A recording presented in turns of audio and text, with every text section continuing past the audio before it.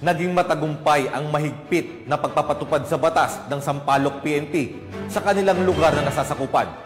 kung saan nagresulta ito sa pagkakahuli ng mga tao pinaghahanap ng batas. Narito ang balita ni Police Corporal Sheena Marie Tapo.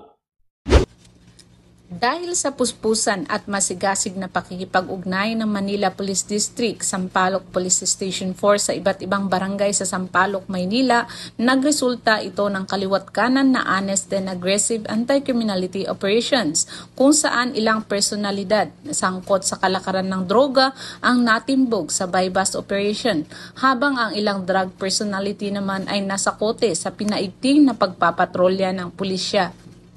Dahil rin sa magandang ugnayan sa komunidad, humantong din ito sa mabilis na pagkakasugpo ng krimen sa mga lansangan, tulad na lamang ng isang nadakip na suspect ng Salisi na agad itinawag ng concerned citizen sa nagpapatrolyang kapulisan ng Sampaloc Police Station 4.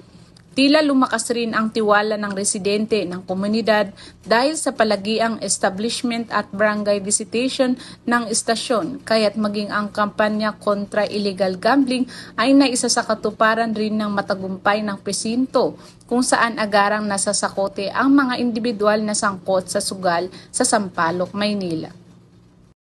Mula dito sa Metro Manila, ako po ang inyong Police News Network Correspondent, Police Corporal Sheena Marie Tapo, alagad ng batas, tagataguyod ng balitang pulis.